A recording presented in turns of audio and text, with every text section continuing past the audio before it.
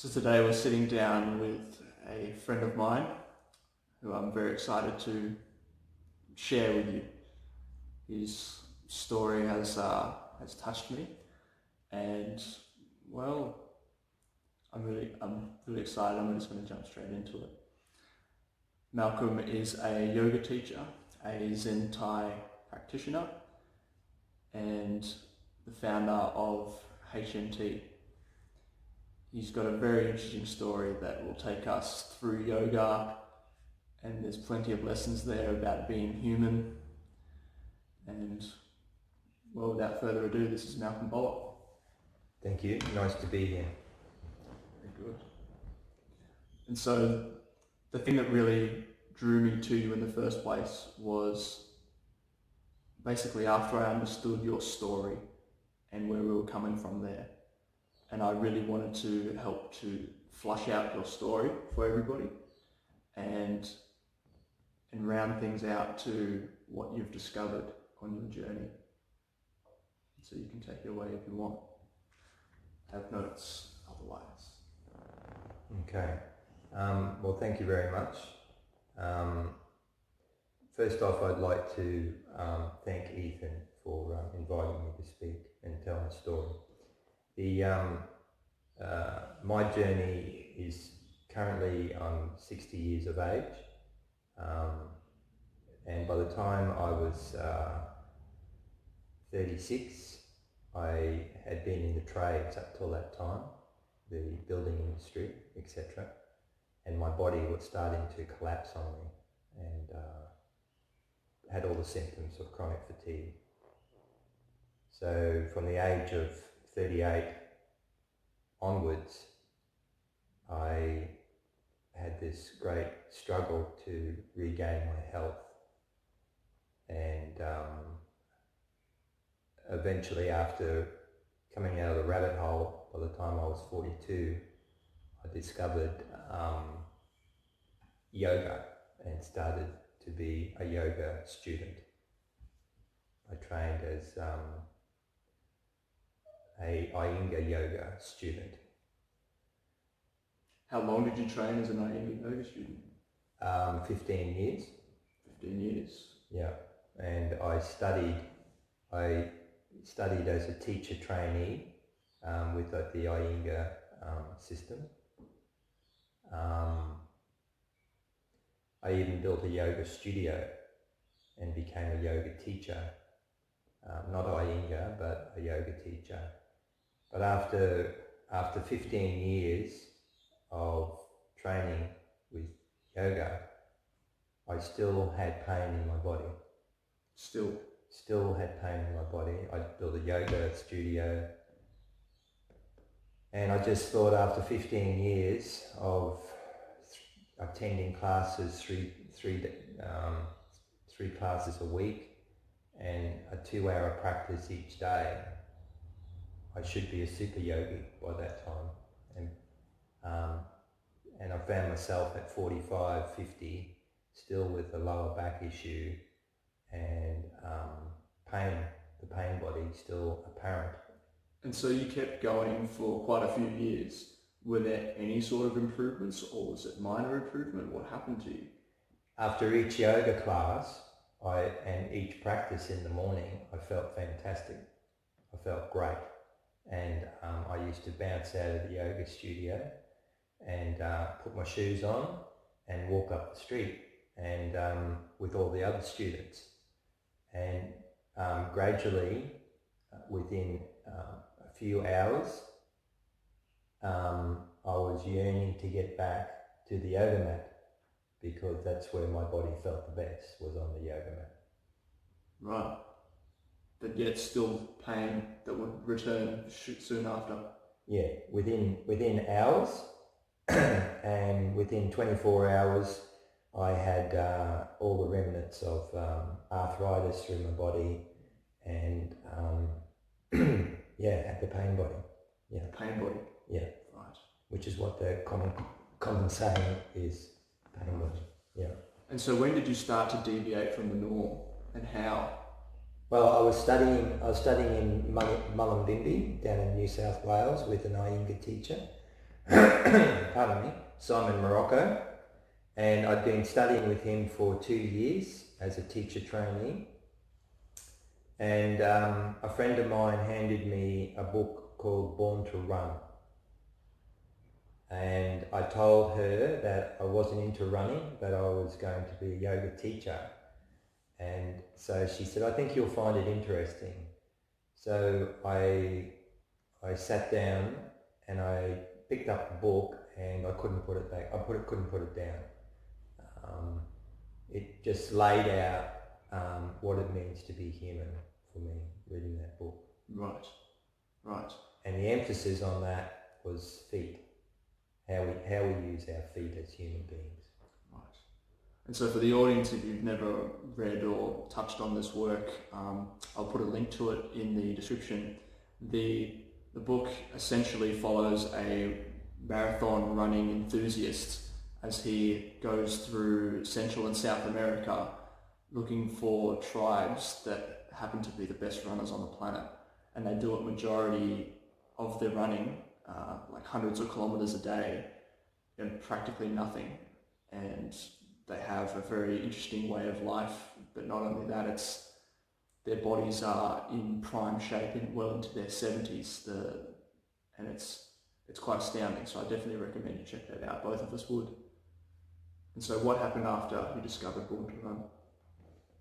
Well, in Born to Run, the emphasis was on how they use their feet. And the Tanamara, I believe that's how you pronounce Tara Umara? Yeah, I'm not. That's up for debate. Okay. When they ran, the fellow who wrote the book, he had a pain body. He was a keen runner. By the time he was 40, his pain body was stopping him from running. And he had gone to some of the best medical doctors, sports medical doctors in America, to find out why he had such pain in his body. And that's why he ended up discovering the Tanamara. They ran on the front part of their foot. He was running heel striking. And as simple as that sounds, it just, for me, it just opened up a whole different world. So I realized that I was a chronic heel walker. And I also was walking like a penguin, which means that my feet were facing out, not parallel. And then I discovered correct toes, which is from a podiatrist in America called Dr. Ray, and he's based in Oregon, USA. And I bought a pair of these correct toes, and immediately, I actually bought 10 straight up. Immediately I started selling them because this was the answer, the missing link, that my body had been changed, my feet had changed through the shoes that I'd been wearing for the last 30 or 40 years. And they had been squashed in by what I call foot bindings or shoes. And consequently, by binding the feet, it crippled the rest of the structure. So the yoga classes, all those beautiful yoga classes that I attended, I left my foot bindings, my shoes, outside the door. I went into the yoga class, I did the yoga flow or the static poses that Iyengar does, but my feet were free. They got an opportunity to flex. And in doing so, they started to free up my body. So what was happening was that in the 2 hour or the hour and a half yoga class, my feet once again got an opportunity to flex. No pain. Then I would walk outside the class, pay my $20 to the teacher, put my shoes on, my foot bindings, and walk up the road like a penguin with my feet out, which started to undo all the good work that the yoga class had done. And that is why I had the yearning to go back constantly to yoga classes, because it was outside the class that I was doing the damage. I was a heel striker. I used to walk like a penguin, and my feet were bound. Yeah, it does seem that the foundations are the most important, and that's one thing I learned from you, from speaking with you about all these topics, is that the foundations are by far the most important. And to have, essentially, you reminded me most of the bones in the body are in the hands and in the feet. Correct. The adult human body has 206 bones total throughout the whole body, 206. The hand has 27 bones in one hand. One hand has 27 bones. So 27 and 27 is 54 bones. That's over a quarter of the bones of the human body are in the hands. Yeah. The human foot has 26 bones in one foot. 26 bones. So 26 and 26 is 52. So over a quarter of the bones and joints of the human body are in the feet. And the epiphany is that we bind over a quarter of the bones of the human body by putting crippling shoes on our feet. Ill-fitting shoes. And it's a very slow process for over the years, 10, 20, 30 years, until the pain body arrives basically in our 30s. And these days, children are being put into shoes earlier than in my day. I didn't wear shoes until I went to high school, basically, which was 12 years of age. Now the children are being put into shoes before they can even walk, which are binding their feet. It's just setting a precedent for the pain body in their later years. In my family life, I happen to notice when little kids are running around, they are actually running on the balls of their feet. They're running the natural way without even being taught. And this didn't occur to me until after we had started speaking. And there was also the fact that we've binded our feet, but not only that, we're just hammering this one or two particular bones around the ankle and the heel by just striking with our entire body weight on. And it's become quite common knowledge now that the shock will just shoot straight up through the leg and into the hip. And when you think about how many people are having hip replacements, this simple revelation is actually quite revolutionary. Exactly. And I it's think very human. Yeah, and I think that your body, you'll see online Malcolm doing some pretty wild poses, and at 60 it's very impressive. Yeah. It really is. Mm. And so, yeah, basically that. But this change for me only happened 6 years ago when I bought the correct toes, and I started changing from landing on the heel of the foot to the front part of the foot. And anyone who knows anything, even if you don't know anything about anatomy, you'll know that in the front part of the foot, like the hand, in the front part of the foot, there's all these intricate little bones that are just an evolutionary marvel of movement. And they're designed to move. And if they're restricted, that's where the crippling effect is. And those intricate bones in the ball of the foot is what we're designed to take any terrain, to move over any terrain on the planet. It allows the foot to flex, move over rocks or sticks or whatever on the planet itself. And yet we heel strike. Mm. you might notice that Malcolm's feet from before, they're quite wide and wider than normal, and that's from years of these correct toes. I may well edit in a photo of this, but if not, I'll put links in. And you can also notice that a baby's toe, big toe especially, is out somewhere like this.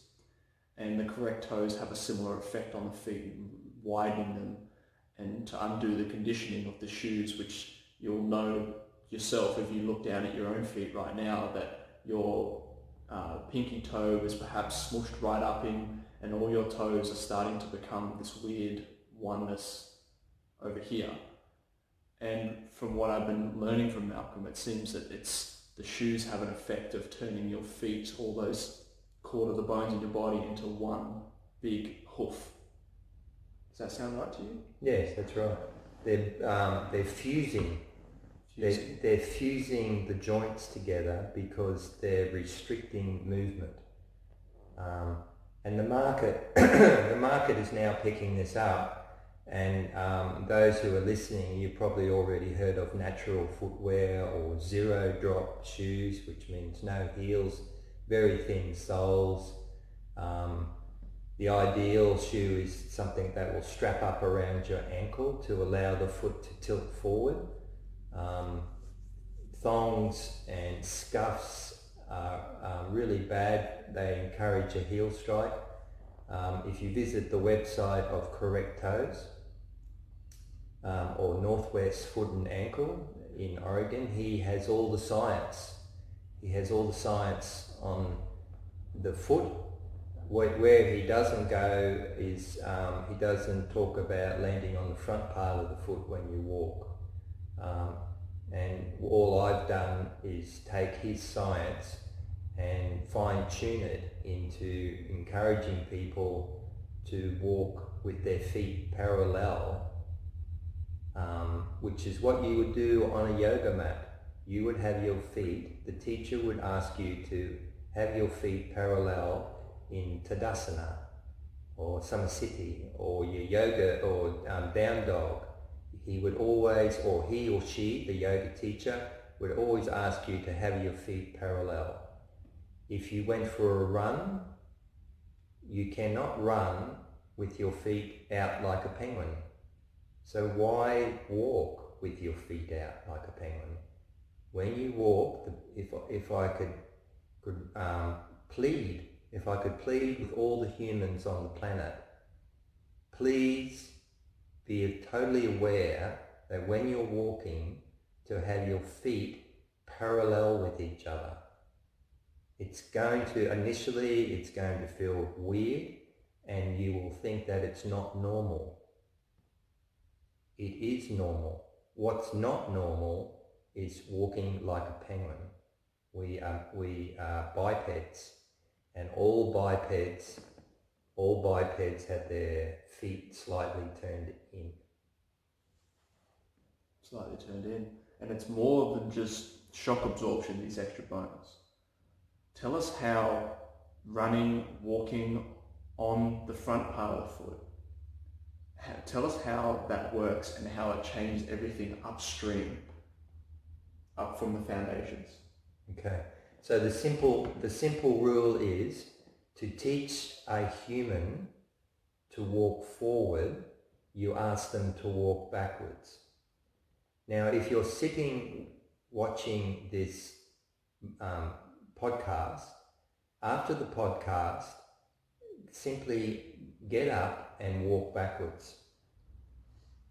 And just, if I ask most human beings, if I say, what part of the foot touches first when you walk backwards, most human beings will have the answer to that. And I'm not going to give you the answer because you're already thinking about it right now.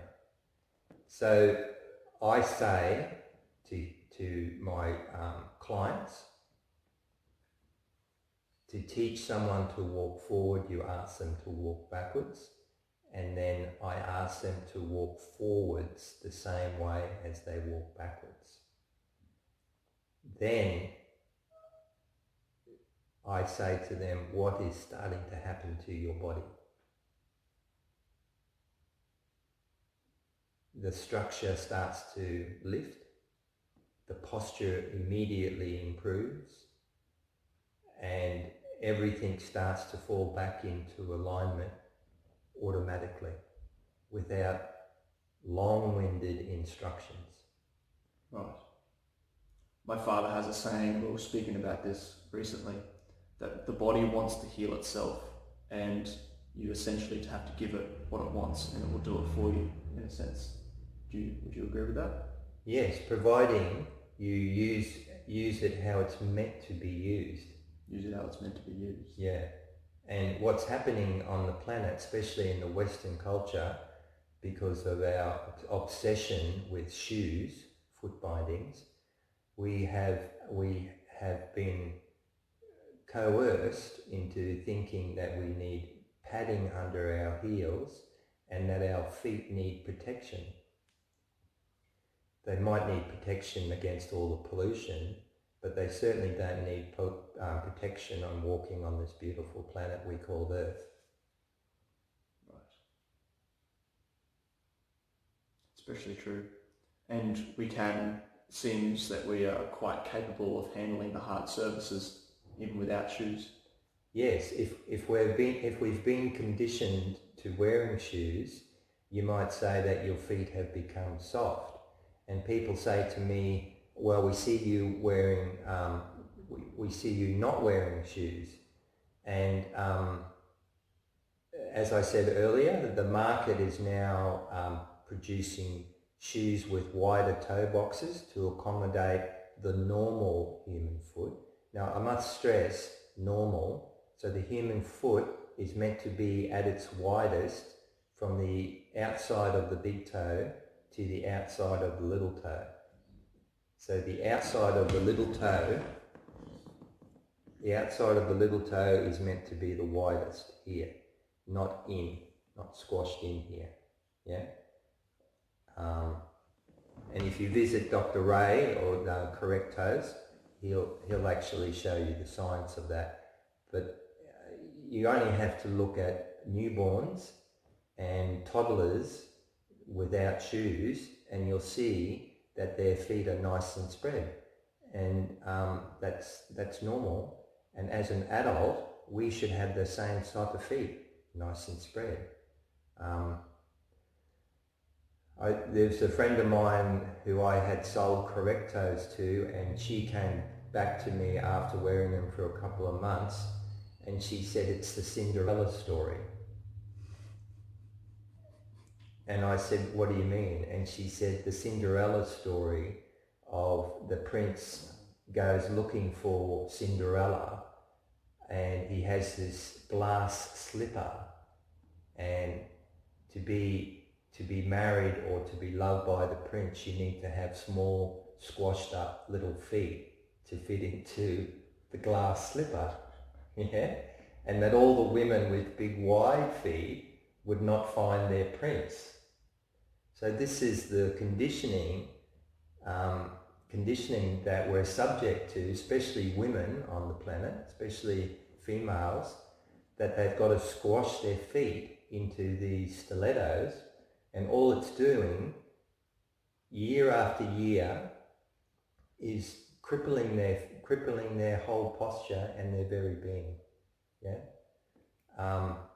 So I've always found stilettos to be a very strange and weird thing ever since I was young. Have you ever heard of LeBron James? No. If the audience wants to see something scary, you could look up LeBron James's feet. LeBron James is a millionaire, absolute amazing basketball player in the United States, and his feet are scary. Yeah. They're quite unnatural, you could say. They become clubs, haven't they? Sort of, yeah. And you can tell how the shoes and the constant pounding on the hard surfaces has destroyed his toes functionally. And it's going to be very interesting. Some people seem to be able to withstand more punishment than others, and it takes longer for their pain body to set in. I would like to talk for a few seconds about my personal experience with the correct toes and with HMT. And I first of all noticed going from flat feet, my arch returned within about 3 months. And with that arch, the top of my feet also started to raise. So rather than having flat foot with an arch, the top of my foot started to raise, and I also felt that I actually had a bit of pain myself. I felt as though the felt experience of being in my body had changed, that the weight of my body had become further distributed around my body. And given what we've talked about, it seems that changing the way I walk, which at times we've laughed about because it's a strange transition, were worth it though. The body and gravity and moving through gravity, it's almost like each step changes the body slowly but surely, as if it over time had been knocked slowly out of place. Each correct step corrects the body and minor adjustments. It's a slow process back, and I often say to my students, you might be experiencing excruciating yummy pain, and in my own experience that's what I do, and 6 years later every now and then I experience excruciating yummy pain as my body releases and falls back into alignment. And I have to, for the listeners out there, I started this process when I was 54. So I've been on this Correct Toes program and changing the way that I walk from the age of 54. Ethan here, I think you've been on it now for nearly 2 years. About 2 years. Yeah. And I'm 24. And he's 24. And the difference in his body is very notable in that you could see he's comfortable in his body. Just getting back to the shoes, there's this saying that we are slaves to fashion. Everyone has heard that. And what the epiphany for me, after all those years of wondering what that actually meant, a slave to fashion, the first thing that happens when you enslave somebody is you put shackles on them. You shackle them. Bindings. You bind their feet. And you bind their feet so they don't run away because they are enslaved. So by binding our feet in shoes, we have enslaved ourselves.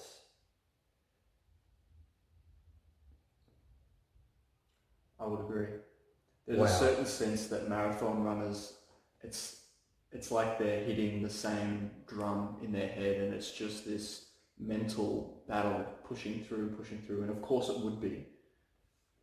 But the Tanamara, yeah, if you get an opportunity to read Born to Run, the Mexican Indians, they turn up after a 200 or a 300 mile run with a smile on their face, as if they've just run from the corner shop back home. Yeah. Whereas you see a heel striker, he turns up after 100 miles and he's exhausted. So his feet are blue. I've seen it. They're blue. They're just shot. They're swollen. It's horrific. Yeah. So by changing the use of the feet, you actually the human body becomes hydraulic, and it becomes effortless to move, and especially to run. And especially to walk. Now the hydraulic part, I would say you have to get a felt experience of it to really understand it. Essentially, the front part of the foot is coming down first and the heel soon after. And the shock through the body almost helps you create your next step. It feels as though it's propelling you forward. And so the natural progression of the step with the heel coming down after, you just feel different moving through gravity. It's just different. The mind has nothing to do with it. The feet and the body take charge of the movement. The mind just becomes a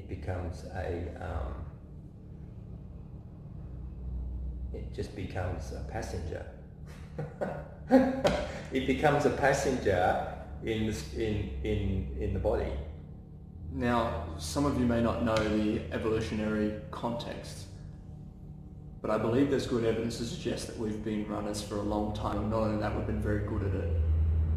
Have you ever heard of the idea that we could run a horse to death? Do you know what that means? Yes. Yeah. Almost as if, see, horses can outrun us pace-wise, but we have the endurance. Like the lack of hair really helps, our light weight, everything like that. It's like we're built for it. We would run a horse to death. It might take days, but basically we would not let the horse out of our sight and it wouldn't get time to relax. Horses aren't endurance animals the way we are. They overheat. Yeah, because they have fur covering their bodies. We also have hair, but our hair is sparse. Humans have more hair on their bodies than what gorillas do. Yeah. Gorillas, we have more hair on our bodies than gorilla. But the difference is that our hair is thin and light. And because of that, it allows us to go longer distances because the air cools the skin. It's like a radiator. You get the airflow onto the skin, and because you get the airflow onto the skin, that's what keeps the human body cool. It's all documented in Born to Run. And so therefore, because we haven't got fur or a lot of hair on our bodies, we don't overheat. And this is one of the reasons why we literally could run down our prey, because the prey overheats to exhaustion. Yeah. There's a gap between when we started standing upright of like hundreds of thousands of years where we had to get by. This is before we had tools as well. It's like we started standing upright before we had tools, and vegetables weren't all that plentiful. And I do believe that most of us were meat eaters, or at least a majority of us were meat eaters. And so some of that had to come from somewhere. And so effective maneuvering on the ground, either in a low space or in a running plane, it feels like it makes perfect sense to me. Well, true, but in some ways we also used to reach up and have to stand up to grab fruit from an overhanging tree and stuff like that. So there's a debate about meat eaters and fruit eaters and that type of thing. The one thing we weren't is weightlifters. We were not weightlifters, no. Not weightlifters. No, that would burn too much energy.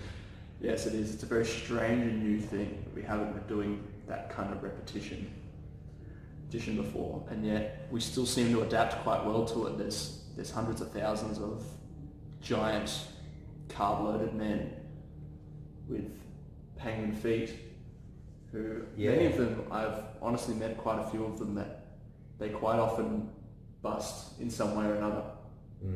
Usually a knee, quite often actually, funnily enough.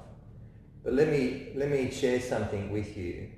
If you go right back into the existence of human beings, if and when we jumped out of a tree, or we jumped out of a space rocket, whatever, but if you jump somewhere from 1 foot high or 300 millimeters high or 3 feet high, if you jump down onto the ground, I can assure you that your feet will be slightly turned in.